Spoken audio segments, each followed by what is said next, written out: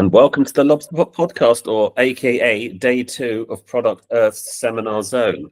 And here we are again, but this time I'm joined by Stephanie Powell from Emerald Lane Recruitment. I see Edible Lane. That would be quite good. Yeah. There you go. Maybe go there. That could be your edibles business. Yeah. Anyway, Emerald Lane Recruitment, based internationally, but sort of heart and souls in Canada. Welcome, Stephanie. How are you doing today?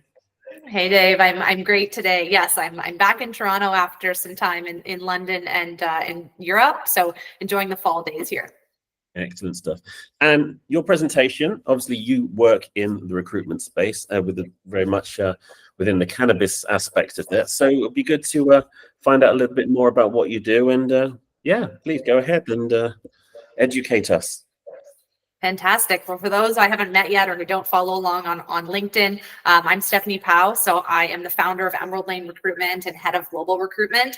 I fell into the cannabis industry actually 8 years ago next week. I ended up saying yes to going and living on a cannabis farm in Northern California. I went and lived in a tent in a farm on and off for 2 years in 2016, 2017 in California. So really got to understand the plant, know the plant, see the legacy side of the industry, live in the legacy side of the industry. And then we came back to Canada in 2018, right before we legalized for adult use, which also celebrates an anniversary in October. We're 6 years. And I went to a big cannabis conference similar to Product Earth or any of the big conferences called Lift & Co., which at the time had 55,000 people. It was beyond, and this is when we had billions in the Canadian market with a B. So it was, big budgets, big excitement. And I walked in that room and I was like, I need to work with these people. It's so cool. And there's so much buzz and there's so much happening. So I met somebody who ran a recruiting firm. She offered me to join her team and I said yes. And now here we are 6 years later on the recruiting side.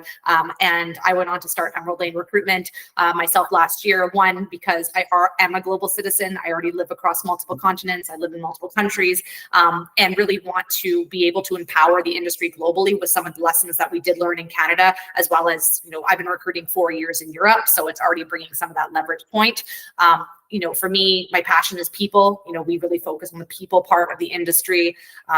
The focus all along a lot of these markets is a lot of the plant and the profit, but I always say you have to have the people in there as well to really have a solid foundation. And so our mission with Emerald Lane is to really, focus on those turnkey people solutions for global cannabis companies. We're exclusively in cannabis and intoxicating hemp as well, but really, really, really give all of our energy and our focus into helping clients across the global supply chain to find, employees and the best team for their growth and their company as they go. And so for me, and what we're doing with the people part of the industry, obviously, we will support our clients directly. Right now, I have clients across multiple continents, and we're able to really jump in and then help with the recruitment side. A lot of companies are just really busy, haven't necessarily worked in cannabis before, so we're able to really bring the knowledge and the expertise around cannabis itself. Obviously, very technical roles. We have a multi-stage technical interview process for all of our head growers and heads of R&D and heads of quality assurance. So that's sort of the work that we do. But, I also wanted to make this presentation to support others who are working in the industry, who are starting a company, considering starting a company, scaling their company, just to really understand what we see as the core sort of supports that the people need in your company as you start to look at recruiting and HR management at the various stages of a cannabis company's life cycle. So I'm going to share some slides here. So with cannabis, with Emerald Lane Recruiting, welcome to the cannabis recruiting revolution. We believe the cannabis industry is unlike any other. What works in other sectors doesn't necessarily work here because we're an ultra unique niche that really requires unique solutions across the business. That's one of the reasons I started Emerald Lane, is because I saw that we didn't necessarily just need to do recruiting. We really needed to be innovative in supporting the clients through people management throughout the process. And for us, that also means, we'll be launching remote HR services in the coming weeks. So it's really exciting to be able to support the entire sort of people life cycle within the organizations. And we really think that we're redefining the way cannabis companies recruit, hire, and retain their top talent. We really want everything to be turnkey with our people management services. which we've built specifically for the evolving needs of the global industry, which means we have regional pricing models. We do bulk pricing, we do flat fee models. So we're really meeting the industry where it is and evolving as technology evolves and allowing, you know, companies to be able to have recruitment support that matches their budgets. So here are the 4 stages. This is actually one of the slides from our company deck. So it is, you know, a little more tailored to how we speak to our clients, but I also think it speaks to anybody who is looking to start in a company, or again, if you're somebody who works in the industry, you know, being able to really focus and niche in one of these 4 areas and then support companies, it can help you target your job search. That's something I tell people all the time. It's like, you know, are you a builder? Are you an optimizer? Are you someone who likes to like run the systems and just kind of like follow the same processes? Because wherever your mindset is, your skill set, your passion, your experience, that's where you can also target across the supply chain. You know, look at companies that are at the stage in their cycle of what you are an expert in. So an example is a lot of the first movers in, you know, North America, Canada, Europe, UK, you know, a lot of those people are the builders. We have builder mindsets. That's why we started an industry. And so those builders I hear and I see, you know, once they build, they kind of get bored and they want to build again once things get a little steady state. So if that's a company, that usually means an entrepreneur or a new, you know, area of business or a new product line or just a new ability to expand. And from a employee perspective, you know, that does mean somebody that's usually, you know, in the space of, just lost my total train of thought here. For the employee perspective, yes, it just means being able to target your job. And then when the company starts to evolve, either evolving with them or deciding to go somewhere else. So that's sort of the natural cadence I see in the industry. But I really think there's 4 areas that, you know, the focus on of the cannabis life cycle for businesses that we really feel like there are specific pivot points that can be targeted. So if you're a cannabis company or an owner operator and you're in your startup phase, so whether that's your pre-op or in your startup. So in cannabis, everyone's technically a startup, but we kind of look at that sort of like under 12 months in the market. And so you really want to obviously secure your core team. Those people are going to be, you know, the foundation of your company. They're going to likely lead others. They're likely going to grow. So really taking the time to find the right core people from the top down, you know, and that's where, you know, we step in and help a lot of companies to build their core teams, because being able to actually find the right leaders can then help expand and bring in the right people as you go. Also, having the right skill set means that person is the expert in what they are, and then that takes it off the plate of the owner operator. So, you know, making sure you get that core team and having the right people on board from day one. You know, obviously if you're pre-op, making sure they're starting at the right time so that your timelines can work, you're all flexible and flowing together. But again, you also need to implement a solid foundation of HR and human resources. You know, what are these people stepping into? Are they just, you know, do you have an onboarding process? Are you actually able to onboard people, pay them their paychecks properly? You know, there's just some of these small nuances. And then also culture, right? You should be thinking about what that's going to feel like. Why would somebody stay with you? How are they going to help you implement that? So, you know, we really look at implementing those people management best practices so that you can scale and grow on it, and you have a very, very solid foundation. Then when you get into your scale up phase, so again, scale up could mean you're now expanding a night shift or another facility. Maybe you have another product line, maybe you're acquiring another group, and so your company kind of gets bigger. So anytime there's a scale up, which, you know, for me in the Canadian space, I did many scale ups for a lot of the big pubcos back in 2018, 2019, when we were opening and, you know, doing anything from 8 to 40 employees at one company. So really looking at that scale up model. And so that's high volume. And that's where, again, being able to lean into the support of a recruitment or recruiter, if you have your own internal person, to really help you manage the resumes and the pace that's needed. You also need to make sure when you're bringing people on, there's a proper onboarding process, there's proper training, that there's hierarchy, management, you know, there's communication, there's SOPs. So this is where you really need your company to have like a solid structure, so company people can step in and sort of leverage with it, because the pace is so big at that point. You know, training, making sure people have health and safety training, have corporate training, training for whatever various functions that they're in. So you really want to make sure that in that scale up phase, you know, people are being supported as you're bringing them on, and then as they're staying internally. You also want to make sure your startup team feels like they're a part of it, right? So giving them the ability to manage, to grow, and be integrated with the team as you scale. So those are the first sort of like two parts. The third one is, we call it the level up. When companies are going through that pre and post M&A, or considering maybe M&A, they're considering maybe amalgamation with other groups, or they're starting to look at partners they could work with. We really want to make sure that you're bringing in the right people to support that process. It might mean temporary fractional executives to help the transition. It might mean consultants. It might actually even mean temporary staffing as you figure out headcounts and who's going to stay and who's going to go. And again, permanent roles. There's a lot of decisions that have to be made about who's the right person to stay in the role, what gaps there might be. So that's again where someone like us will come in and really help assess where things are going and act as sort of an objective third party. But you always want to make sure that people are managed on all sides, just like a step family. When they all come together, you want to make sure everybody feels cared about and supported, because again, as a recruiter for the last 6 years, I hear the stories. And in Canada, we had a ton of, ups and downs and all arounds, M&As. And I did hear and see what happened to the people when they were managed well and they were taken care of, and also when they were not. And so it really, really, really passed along that guidance around sort of the level up, and sort of those M&A times as well. And then the fourth one is global expansion, maybe my favorite. There's a lot of companies right now who are looking to go global, right? The global supply chain for cannabis is starting to really determine where it is. In Canada, we're seeing a ton of exporting right now.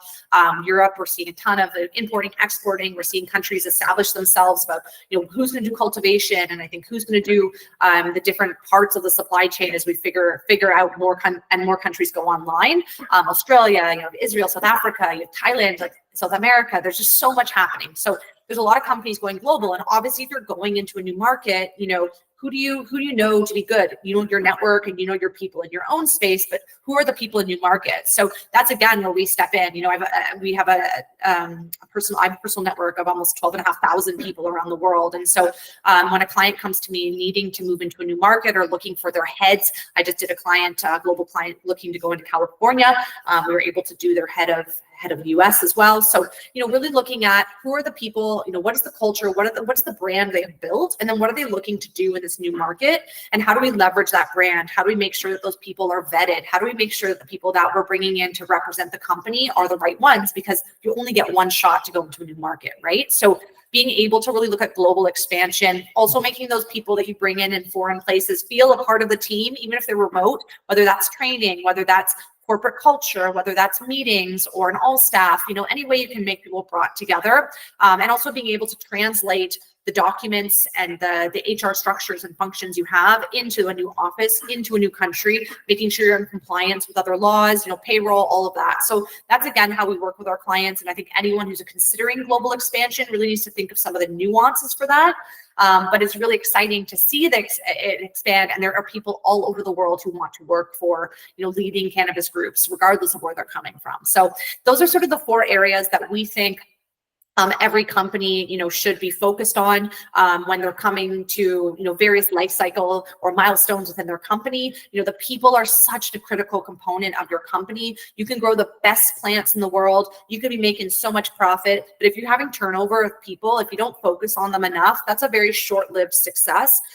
We have really seen, and I have been so inspired by the companies that have really taken care of their people, and their people stay with them. There's this belief that there's turnover in the industry, and there absolutely is on both sides, and that is something that I think will stabilize with time. But from a corporate perspective, being able to really take care of the people, invest in the people, bring in these global best practices around HR management, and then work with partners who know this area. We know this area. This is our expertise. You go manage the plants, you make the products, you run the clinics, you get the medicine to the people, and we'll help you manage your people to be able to do that. So it's been an exciting adventure. If you want to check out more, you can find me on LinkedIn. My LinkedIn is Stephanie Powell. Also, Emerald Lane Recruitment is our website. We have more information on our services there. We also have our active job postings. And I'm always open to talking to people, providing insight and just really chatting about the people part of the industry. Very cool. Thank you so much, Stephanie. That's really interesting stuff. I mean, it seems to me, from what I've observed and what I guess, and to your point as well, the idea that the sector is kind of in a sort of mode of professionalizing in a way that it kind of hasn't before. Do you feel that's fair? And do you feel like there's more skill sets coming in from different sectors as more people are kind of drawn? Is that kind of what do you feel like we're seeing more broadly in cannabis? Yeah, I really like the term professionalizing. I think and again, you can define that in any way you want to define, right? Yes. And there definitely is a contrast between the adult use rec markets and then the medical markets as well. I really want to differentiate about that. We really see a contrast between even the medical markets in North America versus Europe and the UK because of the way that the supply chains work. So they're always, I think already in Europe and UK compared to what I see in North America, there is some more of the professionalism, but also we're a young industry and there's so much happening. So I think, as people, as you said, more people come into the industry, they bring their best practices, they bring the lessons and the trainings they've learned from their own careers. That's definitely, helpful and helps us professionalize. I think the other thing is, people don't necessarily have tolerance, they're low BS tolerance these days, especially those of us who have been in the industry long enough. So there's enough reputation. Like this year, majority of my work has come through referrals because I've worked and been in the industry for so long and worked with other people. I'm a part of a lot of, global groups, networking groups, showing up at the conferences. So it's not about just the technical skills and what I can actually do, but it's, again, there's the vetting. People know who we are. And so with us as well, when we're working with clients and meeting people, it's who do you know? Or do we know a lot of the same people? And that really helps keep the professionalism in, and then kind of the bad actors and the cowboys out. A small industry comparatively globally. I mean, again, like you say, you see the same faces at conferences, which is a good thing. And then when new people are coming in, actually, on to that point, what sectors do you feel like people are really thriving when they come into cannabis? Where are they coming from? Is it more consumer goods? I guess it kind of depends, really, doesn't it? But yeah, I think it depends on what types of roles you're coming in from, right? Obviously we're going to continue to take people from ag, especially agriculture, especially on the cultivation side. We're definitely seeing people come in from the pharmaceutical side when it comes to quality assurance, manufacturing. And then we also are seeing people coming in from consumer packaged goods. There's always been people coming in from other regulated products, like tobacco, alcohol, big bev. So we do see that. But I think, again, at the same time, it's so diverse. Like there's such a diversity. And so I think for me, one of the questions we always ask our candidates, I ask every single candidate I talk to, is like, why do you want to work in cannabis? And so for me, that why is more critical than, a skill set, yes, that needs to match. But if someone doesn't have a very strong why, if they don't really care about the cannabis plant and not even about my own version of it, but if they don't even seem to care, it's like, it's so hard to bring them into the industry or me place them in a role, knowing that even, they're going to get put through a washing machine and like, it's going to be tough. It's a lot of work, it's hard work right now in the industry. And so if you don't have a really strong why, it's really hard to stick around on those really tough days and those tough times. And so being able to really have a strong why, regardless of where people are coming from, is always going to be the critical component, I believe, to like success in the industry. No, 100%. I think so. And I think, again, this is what we see so many passionate people, working in the sector. And, I think people coming in, it's almost infectious in a good way. Absolutely. Yeah. Once you drink the Kool-Aid, you're in, I can't imagine going anywhere else. And obviously, I think as the industry continues to broaden, reach new markets, have new product innovation, I come back to Canada, I go to the dispensaries here, and there's so many types of products and so many new brands. And so, that's what we're all kind of moving towards. And I think, as in the medical markets, as more physicians are trained, as more patients are introduced to the plants, as more modalities for consumption are brought to market, I think we're really going to broaden it. I think even, again, the way that we're bringing and positioning some of the brands in the rec markets to open up to a broader segment and talk outside of sort of those core cannabis consumers, I think are really exciting as we're starting to sort of like normalize the plant and then gently introduce it to those who still don't know it. Absolutely. And I think that's, we all have a part to play, whatever kind of role we're doing in the industry. I think we all have to have that bone of advocacy. And I think that's what starts to shine through from a lot of people. But this has been great. Thank you so much. Thanks for, coming back and doing this. This is great. And know where to contact you if anyone wants to reach out. And we look forward to seeing you soon, Stephanie. Thank you. Fantastic. Well, thank you. Have a good night. You too. Cheers.